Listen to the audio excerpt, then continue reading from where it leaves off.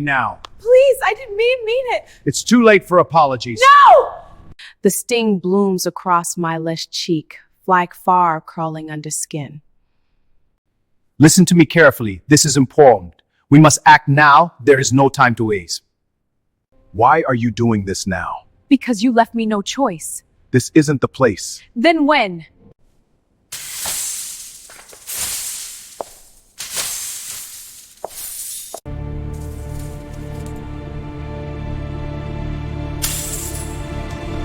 The sting blooms across my left cheek like fire crawling under skin. I don't fall. I refuse to fall. My fingers tremble at my sides, but my feet stay planted on this freshly mopped floor that I mopped, on my hands and knees, 3 hours ago. Richard Ashford III stands in front of me, his hand still raised, his sapphire cufflinks catching the light from the chandelier I also cleaned this morning. His lip curls. Not with anger. With disgust. Like I'm something sticky he found on the bottom of his Italian loafer. I said, his voice is low, theatrical, meant to carry. Pick it up. A champagne flute lies shattered at my feet. He knocked it off the counter himself. I watched his elbow sweep it off the edge like it was nothing. Like I am nothing. Mr. Ashford, you dropped that glass. I saw. Are you calling me a liar, Naomi? The grand living room behind him is full. 20, maybe 25 guests in cocktail attire, all frozen mid-conversation, all watching. This is his quarterly investors' dinner, the one I've been preparing for since dawn. The one where I ironed 60 cloth napkins and arranged lilies in crystal vases until my fingers ached. I swallow. No, sir. I'm just saying. You're just the housekeeper. He steps closer. Close enough that I can smell the bourbon on his breath and the Tom Ford cologne that costs more than my monthly salary. You don't say anything. You clean. That's what I pay you for. Now get on your knees and pick up the glass before one of my guests steps on it. My cheek is still burning. My eyes are burning worse. But I will not cry in front of these people. I will not give him that. Naomi. A woman's voice now, dripping with false sweetness. Victoria Ashford, his wife, glides over in a cream Valentino dress, her blonde hair swept into a perfect chignon. She places one manicured hand on Richard's arm and looks at me the way someone looks at a stain on upholstery. Darling, don't waste your energy. She's slow. She's always been slow. A few of the guests laugh. Quietly. Politely.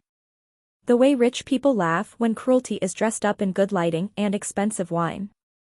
I crouch down. Not because they told me to. Because there is glass on the floor and someone will get hurt, and apparently I am the only person in this room who thinks about anyone other than themselves. My hands shake as I pick up the jagged pieces. A shard slices the pad of my thumb and blood wells up, warm and immediate. Careful, Victoria says, her voice bright and mocking. Don't bleed on the Carrara marble. Do you know how much that cost? More than you pay me in a year, I mutter. I don't mean to say it out loud. But the words are already in the air, and the silence that follows is deafening. Richard's jaw tightens. What did you just say? I stand up slowly, cradling my bleeding hand.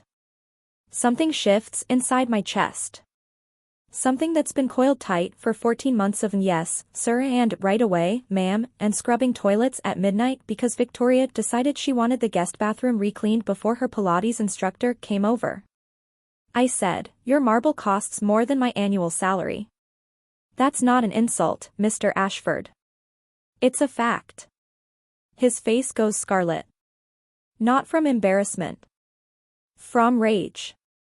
The kind of rage that men like him feel when the people they consider beneath them dare to stand at eye level. You're done. He says it quietly, which is worse than yelling. Get out of my house.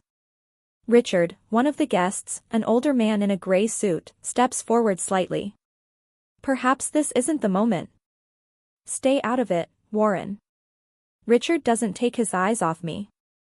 I want her out. Now. Tonight. Victoria pulls out her phone, already scrolling. I'll call the agency. We can have a replacement by Monday. A replacement. Like I'm a dishwasher. Like I'm a part that broke. You can't fire me for telling the truth, I say, and I hate that my voice cracks on the last word. I hate it. Richard laughs. It is the ugliest sound I've ever heard. I can fire you for whatever I want, sweetheart. You signed an at-will contract. You have no union. You have no lawyer. You have he gestures at me, head to toe, at my black uniform and my sensible shoes and my braids pinned up under the plain headband they require me to wear. Nothing. The room is so quiet I can hear the string quartet playing softly on the terrace outside. Vivaldi. I picked that music. I arranged the playlist myself because Victoria said she wanted something elegant but not stuffy. I want my last paycheck, I say. My voice is steadier now. Something cold and calm is settling over me, the way it does when the worst thing has already happened and there's nothing left to be afraid of. Talk to accounting on Monday. Victoria waves her hand without looking up from her phone. If we feel like processing it. You're required by law to get out. Richard grabs my arm. His fingers dig in hard enough to bruise. He steers me through the living room, past the guests who part like water, past the kitchen where the catering staff look away, past the foyer table where a vase of white roses sits on a lace doily I hand-stitched myself because the old one had a tear and I thought Mrs. Ashford would appreciate the effort. She never noticed. He shoves me through the front door. I stumble down the stone steps and catch myself on the railing. My palm scrapes against the rough iron and now both hands are bleeding. And Naomi? He stands in the doorway, backlit by the golden glow of his beautiful house. Don't bother using me as a reference. I'll make sure no one in this city hires you. Not as a housekeeper. Not as a janitor. Not as anything. The door closes. I stand on the front steps of the Ashford estate, bleeding and shaking and fired, and the October wind cuts through my thin uniform like it's made of paper. My purse is inside. My jacket is inside. My phone is in my locker in the staff room. I have nothing on me except the master key on a lanyard around my neck, and that's useless now. The driveway stretches out long and dark ahead of me, lined with Range Rovers and Mercedes, and one sleek black Bentley that I don't recognize. The trees on either side sway and hiss in the wind. It's a 40-minute walk to the nearest bus stop. I don't even know if the buses run this late. I start walking. My shoes click against the cobblestone, and the sound is lonely and small, and the tears finally come because no one is watching. They spill hot and fast down my cheeks and sting the place where his hand landed. 14 months. 14 months I gave this family. I missed my grandmother's birthday. I worked through a flu. I learned how to fold napkins into swans because Victoria saw it in a magazine and wanted it for Easter brunch. And none of it mattered. Because to them I was never a person. I was a function. A body that cleaned. I am halfway down the driveway when headlights sweep across me from behind. I step onto the grass to let the car pass, wiping my face with the back of my hand, not wanting anyone to see. But the car doesn't pass. The Bentley, the black one I didn't recognize, rolls to a stop beside me. The engine purrs low and smooth, almost alive. The rear window slides down. A man's face appears in the soft interior light of the back seat. Sharp cheekbones. Dark eyes that catch the moonlight and hold it. Black hair pushed back from his forehead. He looks at me, at my tear-streaked face, my bleeding hands, my rumpled uniform, and something in his expression shifts. It is not pity. It's something harder. Something that looks like recognition. You're hurt, he says. His voice is calm and deep, lightly accented. Not a question. I'm fine. The lie is so automatic it almost sounds true. He opens the car door. Get in, he says. Please. I stare at him. Every reasonable instinct tells me not to get into a stranger's car on a dark driveway in the middle of the night. But something in his eyes, steady, patient, and absolutely certain, makes me pause. "Who are you?" I whisper. He holds my gaze for a long, still moment. Then, very slightly, he smiles. "Someone who knows exactly who Richard Ashford is. And what he's about to lose." The wind howls through the trees. My cheek throbs. My hands sting. Behind me, the Ashford mansion blazes with light and laughter, as if nothing happened. As if I was never there. I get in the car. The leather seat is warm against my back. That's the first thing I notice, warmth. After 20 minutes in the October wind, the heated interior of this Bentley feels like stepping into another world. The air smells like sandalwood and something faintly metallic, like old money that doesn't need to announce itself. I press my bleeding thumb against the hem of my uniform, trying to stop the sting. My hands won't stop shaking. The man beside me hasn't spoken since I got in. He sits with one leg crossed over the other, perfectly still, watching the dark road unspool through the windshield. His driver, a broad-shouldered man with a shaved head and an earpiece, hasn't glanced at me once. Professional. Trained. The kind of driver who doesn't ask questions because he already knows the answers. "Where are you taking me?" My voice sounds raw. Smaller than I want it to. "Wherever you need to go." He turns his head to look at me, and in the dim glow of the dashboard lights, I catch more of his face. Late 30s, maybe. A faint scar along the line of his jaw, thin as a paper cut. His suit is dark, impeccably tailored, no tie. He wears no watch, no ring, no visible jewelry of any kind, and somehow that absence feels more expensive than anything Richard Ashford has ever put on his body. I live in Greenfield. The East Side. I know where Greenfield is. He reaches into a compartment in the door and pulls out a small leather case. He opens it, and inside is a neatly arranged first aid kit, gauze, antiseptic wipes, butterfly bandages. Not the cheap drugstore kind. Medical grade. He holds it out to me. "For your hands." I take it. My fingers fumble with the antiseptic wipe, and the sting makes me hiss through my teeth. He watches, but doesn't try to help. Doesn't reach over. Doesn't crowd me. He gives me the space to put myself back together, and something about that restraint makes my throat tighten more than Richard's cruelty did. "You said you know who Richard Ashford is," I say, wrapping gauze around my thumb. "Are you one of his investors? A business partner?" Something flickers across his mouth. Not quite a smile. In a manner of speaking. That's not an answer. "No," he agrees. "It's not." I tear the gauze with my teeth and tuck the end under. My hands look ridiculous, mummified, clumsy, but the bleeding has stopped. I set the first aid kit between us on the seat. "My name is Naomi Carter. You already seem to know that I was the Ashfords' housekeeper. As of about 15 minutes ago, I'm unemployed, locked out of the house where all my belongings are, and I have no phone, no money, and no way to get home.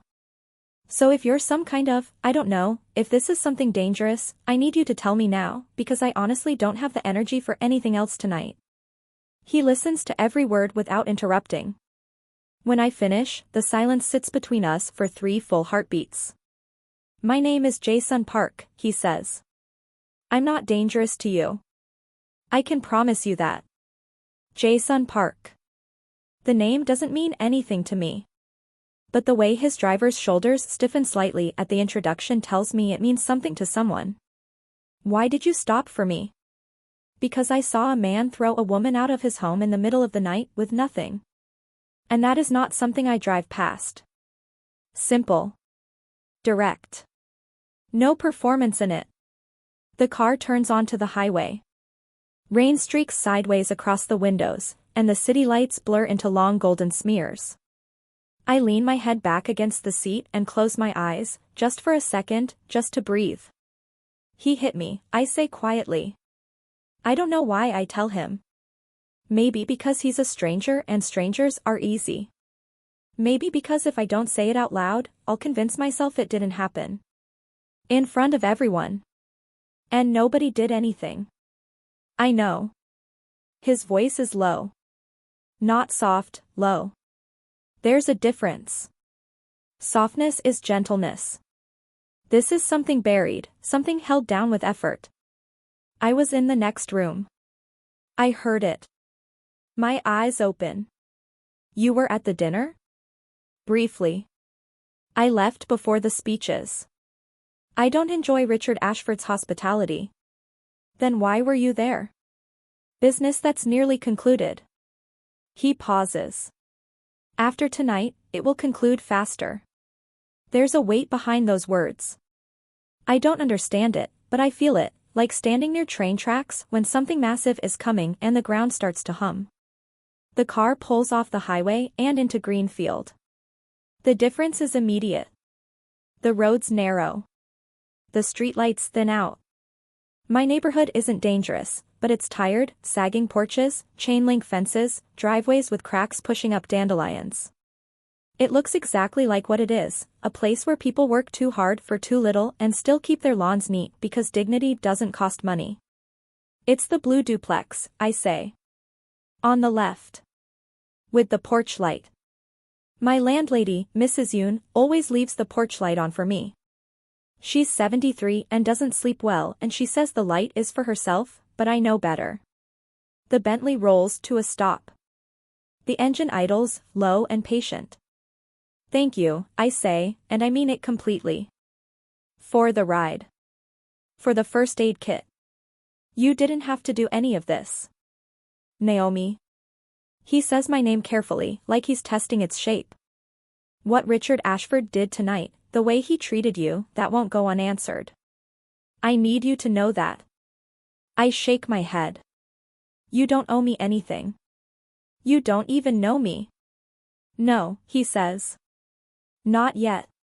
Something in the way he says those two words makes my breath catch. Not yet.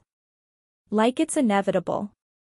Like knowing me is something he's already decided on. I open the car door.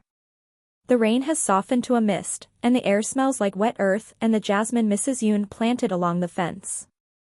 I step out, then turn back. Mr. Park. Jae-sun. Jae-sun. If you're really connected to Richard Ashford's business, be careful. He destroys people who cross him. He told me tonight he'd make sure I never work in this city again, and he meant it.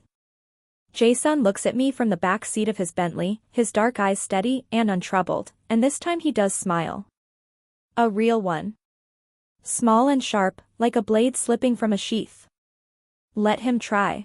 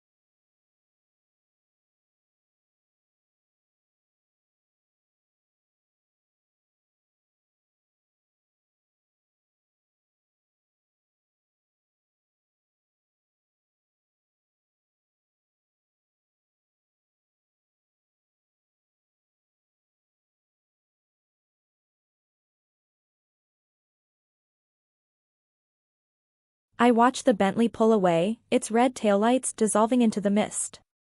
Then I climb the porch steps, find the spare key under the ceramic frog where Mrs. Yoon always leaves it, and let myself inside. The apartment is small and clean.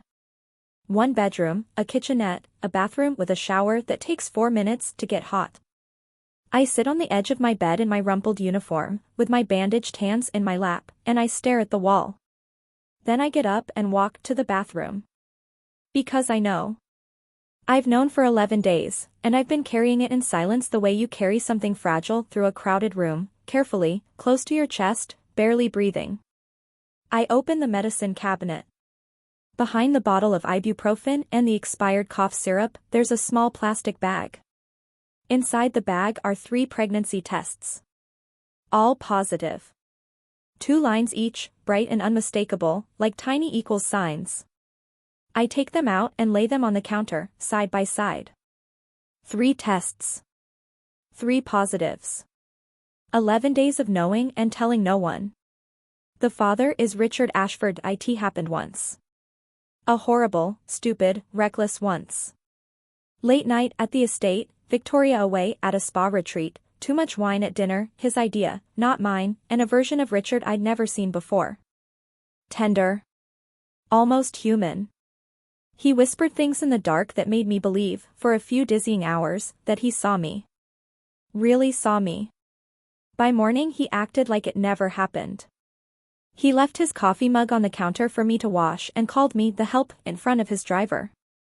I understood then, with a clarity that nearly split me in half, that I was not a person to Richard Ashford.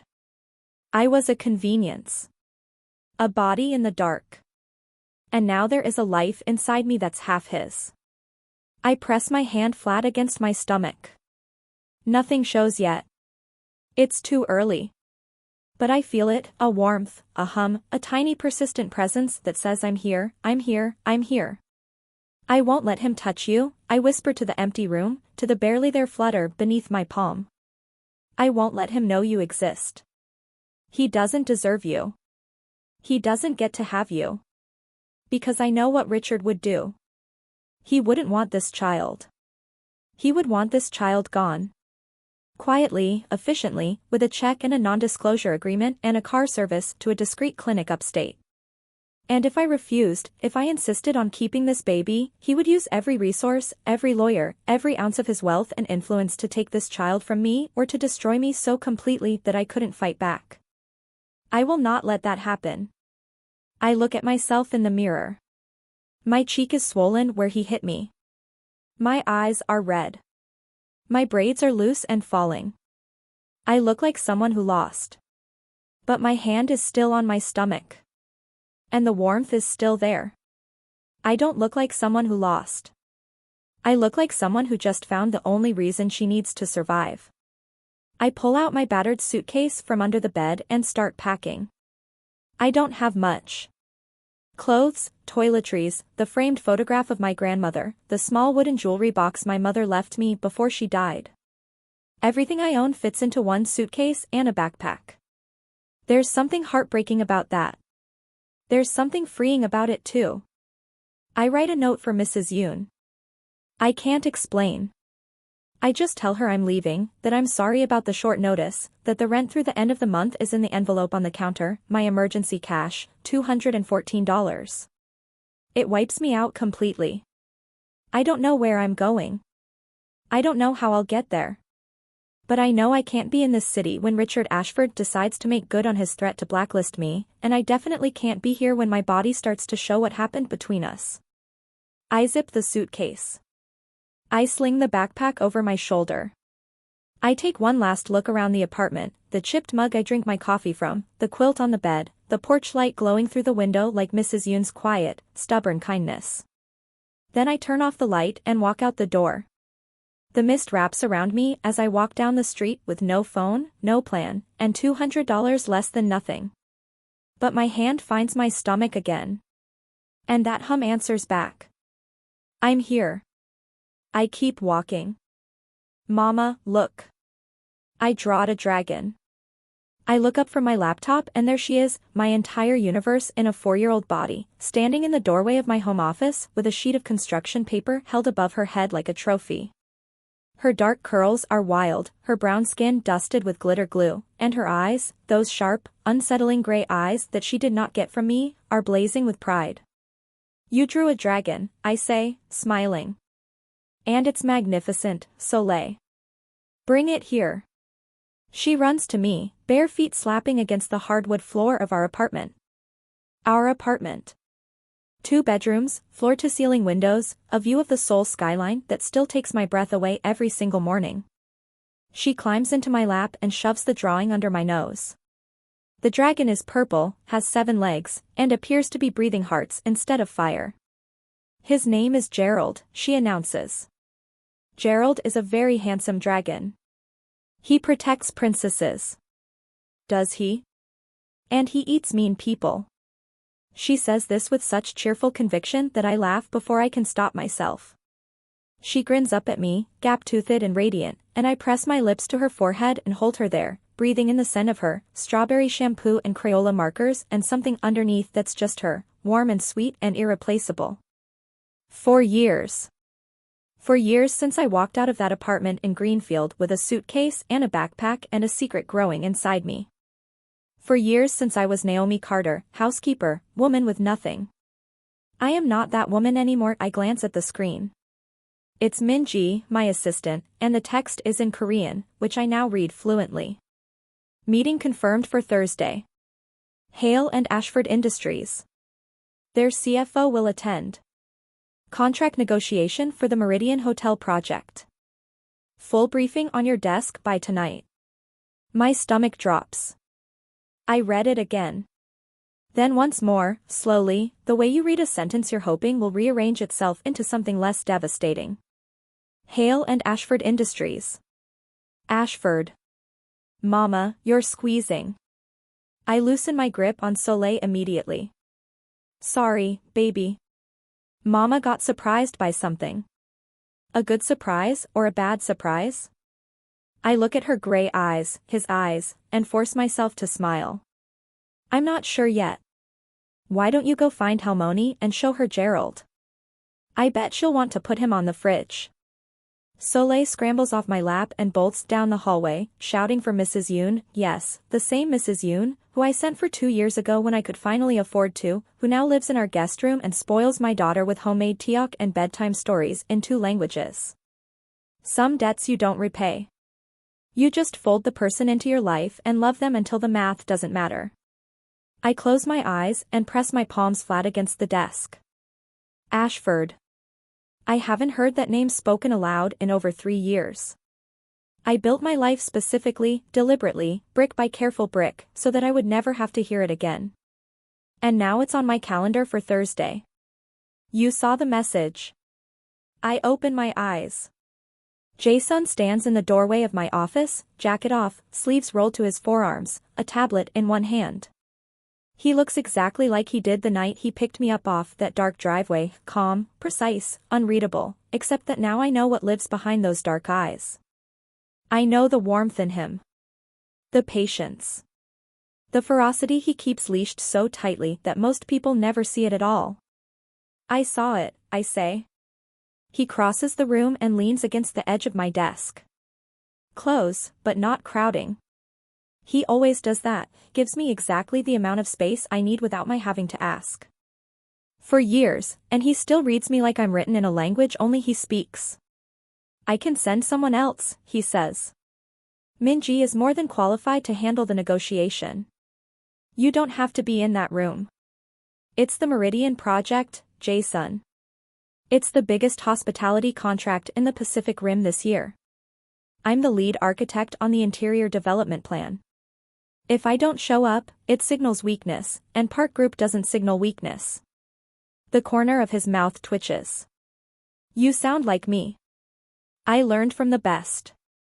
He sets the tablet down and looks at me, really looks at me, with that quiet intensity that still, after all this time, makes my chest feel too small for everything inside it. Naomi. The CFO attending is Warren Beck. He's been with Ashford's company for a decade. He may not recognize you. But if Richard Ashford is copied on any correspondence, if he sees your name, he won't recognize it. I'm listed as Naomi Park on all company documents. The name hangs in the air between us. Park. Not because we're married, not yet, but because Jason insisted, 18 months ago, that I take his name professionally. For protection, he said. For the wall it would build between my past and my future. I argued. He waited. I argued more. He waited longer. Eventually, I realized it wasn't about ownership. It was about armor. And if someone at that table has done their research, he asks. If they've dug into your background? Then they'll find a woman with a degree in interior architecture from Yonsei University, a portfolio of 12 completed luxury projects across Asia, and a professional reputation that speaks for itself. They won't find a housekeeper from Greenfield. That woman doesn't exist anymore. He's quiet for a moment. Then he reaches over and takes my hand, turning it palm up, tracing the faint scar on my thumb from the champagne glass that started everything. She exists, he says softly. She's just not afraid anymore. I pull my hand back. Not because I don't want him to hold it, but because if he's tender with me right now, I'll crack, and I can't afford cracks. Not this week. Tell me about the Ashford side, I say, straightening. What's their position on Meridian? Jason shifts into business mode seamlessly. This is the thing about him that outsiders never understand, the man who runs the most powerful private conglomerate in South Korea, the man whose name makes boardrooms go silent and rivals go pale, is the same man who braids my daughter's hair on Sunday mornings and lets her paint his fingernails purple while he reviews quarterly reports. Hale and Ashford are hemorrhaging capital, he says, picking up the tablet and scrolling through a financial summary. Their North American real estate portfolio has underperformed for 6 consecutive quarters. Richard Ashford leveraged the company into 3 developments that stalled, permitting issues, contractor disputes, a lawsuit from an environmental group in Colorado. He needs the Meridian contract to stabilize his investors' confidence. Without it, his board will start circling. So he's desperate. He's beyond desperate. He's attending the preliminary meetings personally. His team will be in Seoul this week. The room tilts. He's coming here? His name is on the attendee list for the Friday stakeholder dinner. Not Thursday's negotiation, Friday. Friday. 2 days after the contract meeting. A formal dinner. Which means cocktails, introductions, close quarters, name badges. Richard Ashford, in Seoul, in my city, in the building where I work, standing in a room where my name is on the door. He can't see Soleil, I say, and my voice drops to something hard and animal, something that rises from a place beneath logic. Jason, he cannot see her. He cannot know she exists. He won't. If he looks at her, if he sees her eyes. Naomi. He stands and takes my shoulders, firm and grounding. Listen to me. Soleil will be with Mrs. Yoon on Friday, at the house in Bukhansan. Nowhere near the office. Nowhere near the dinner. I've already arranged it. I stare at him. You already arranged it. Before you even told me. I saw the attendee list this morning. I made the call before lunch. This man. This impossible, infuriating, quietly relentless man who anticipates my fears before I've finished forming them and builds walls around my daughter before I've even asked. Thank you, I whisper. He releases my shoulders. His hands drop to his sides, and he nods once, the way he does when something is settled and he sees no need for further discussion. Thursday you negotiate, he says. Friday you attend the dinner. You walk in as Naomi Park, lead director of interior development for Park Group. You shake hands. You smile. You close the deal. And if Richard Ashford is in that room, he will see a woman so far above him that he won't even think to look down and recognize who she used to be. I take a breath. Then another. And if he does recognize me? Jason picks up his tablet and walks toward the door. He pauses in the frame, half-turned, the Seoul skyline blazing behind him through the windows, glass and steel and light, a city that took me in when I had nowhere else to go. Then he'll learn what happens when you cross someone under my protection, he says. And that lesson, I promise you, he will not enjoy. He leaves. The door clicks shut behind him. I sit in the silence of my office, my heart slamming against my ribs, and I look at the construction paper dragon taped to the corner of my monitor. Gerald. 7 legs. Breathes hearts. Eats mean people. I'm coming for you, Gerald, I murmur to no one. Then I pull up the Meridian project files and get to work. The dress is black. Floor length, high-necked, open back. It cost more than 6 months of my old housekeeper's salary, and when I looked at myself in the mirror tonight, I didn't flinch. I didn't apologize for how good I look. I didn't shrink. I stood tall and thought, let him see me. The stakeholder dinner is on the 42nd floor of the Park Group Tower, in the private reception hall that Jason had built specifically for events like this, walls of glass, a floating bar carved from a single slab of black marble, city lights scattered below like someone spilled a jewel box across the dark. 70 guests. Investors, architects, developers, executives from 9 countries. Waitstaff moving like shadows with silver trays. Everything polished. Everything precise. I have been here for 45 minutes. I have shaken 30 hands. I have spoken in English, Korean, and conversational Mandarin. I have discussed load-bearing wall modifications, sustainable material sourcing, and the acoustic design specifications for the Meridian Hotel's grand lobby. I have smiled. I have been brilliant. And I have not yet seen him. You're holding your champagne glass like you're planning to use it as a weapon, Minji murmurs, appearing at my elbow in a navy pantsuit and impeccable eyeliner. Am I? You've been white-knuckling the stem for 10 minutes. Ease up before you snap it and we have a glass incident. I almost laugh. Almost. Any updates? His team arrived 20 minutes ago. Warren Beck is at the bar talking to our VP of Finance.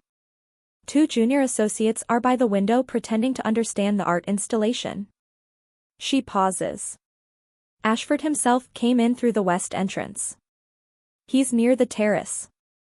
Near the terrace. 30 feet from where I'm standing. My pulse spikes so hard I feel it in my wrists, my neck, the backs of my knees. Has he asked about me?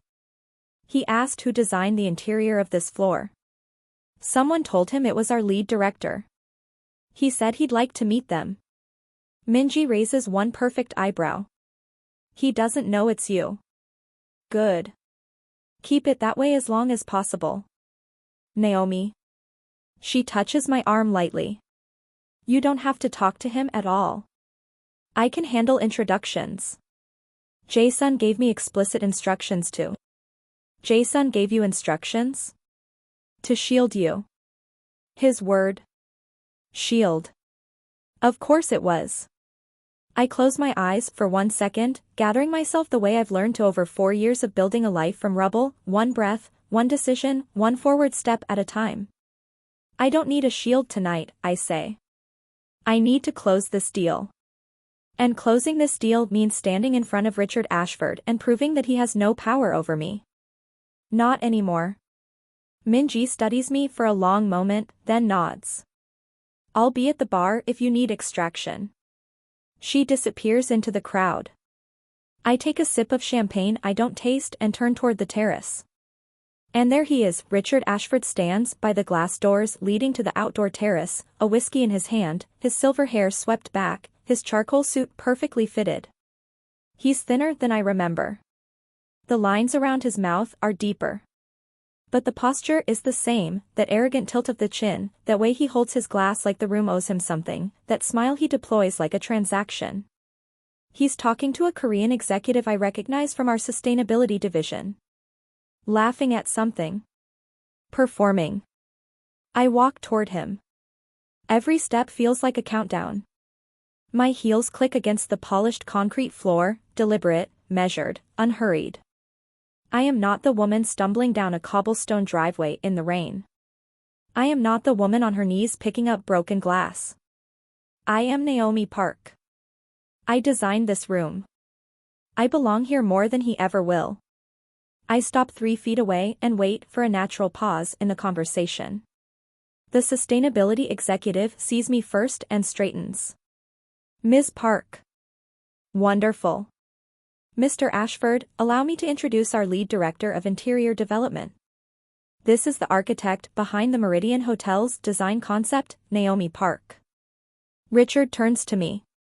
His eyes sweep my face with the automatic, appraising look he gives every woman, a quick calculation of attractiveness and usefulness. His hand extends. Ms. Park. Richard Ashford. I have to say, this floor is spectacular. You have a remarkable.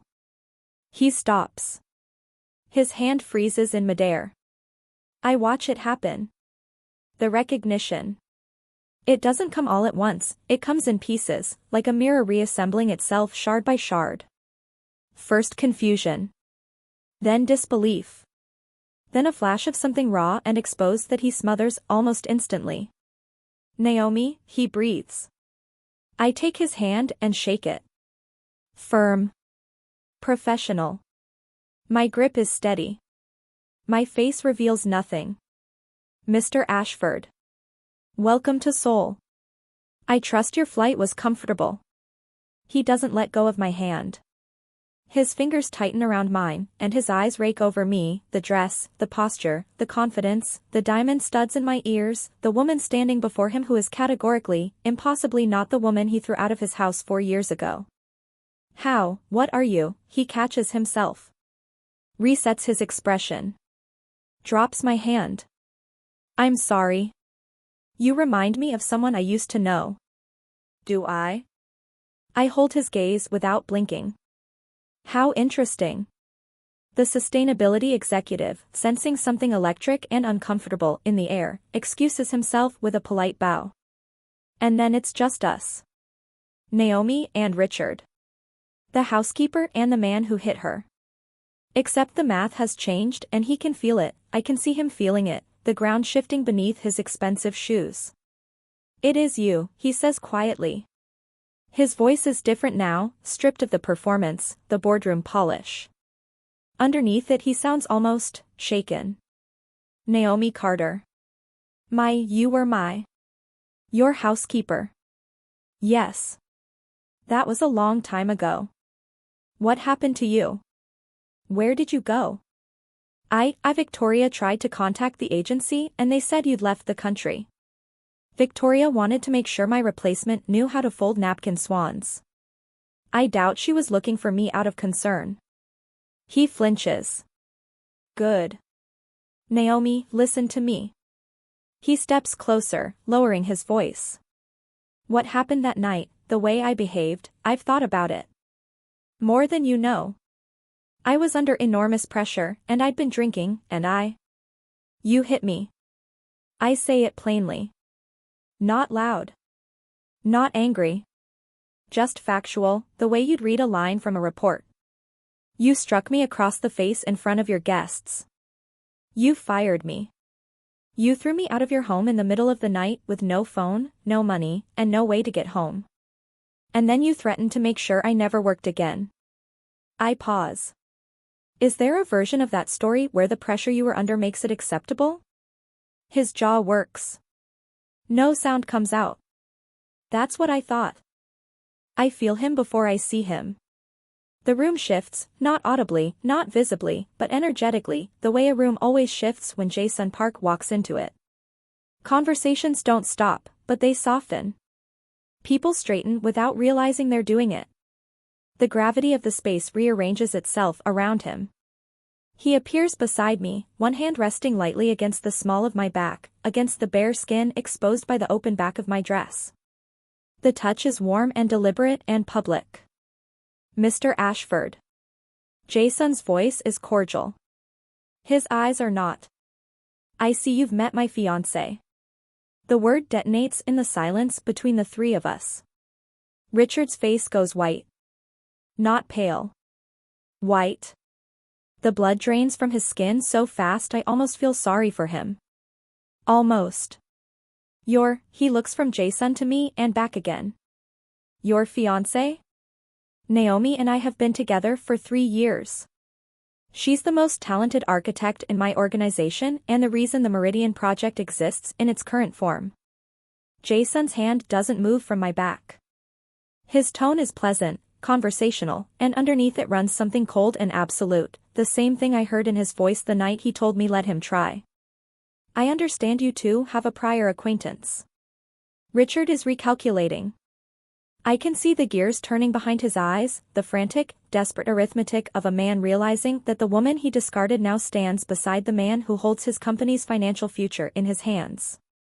Jason, Richard starts, and his use of the first name is a mistake, the kind of clumsy familiarity that powerful men default to when they're drowning. Mr. Park.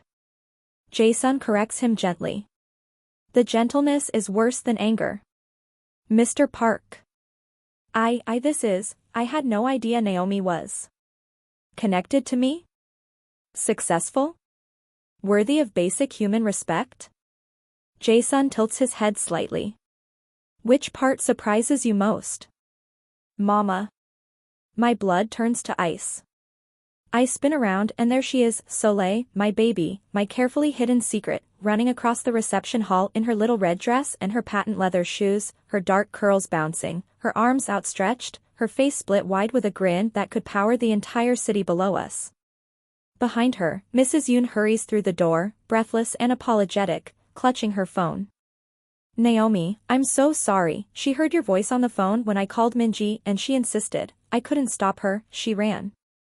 Soleil crashes into my legs and wraps her arms around my knees. I lift her instinctively, settling her on my hip, and her small hands grab my face the way she always does, squishing my cheeks together. Mama, I missed you. Gerald missed you too. Halmoni said you were at a boring meeting, but I said meetings aren't boring if there's cake. Is there cake? I can't speak. Because over her shoulder I see Richard Ashford staring at my daughter. Staring at her gray eyes. His gray eyes. The color drains from the room. Everything narrows to a single, terrible point, Richard's face, frozen in recognition, his lips parting, his gaze locked on Soleil with an intensity that makes my arms tighten around her. His voice cracks. How old is she? That, Jason says, stepping smoothly between Richard and my daughter, his body forming a wall, is none of your concern.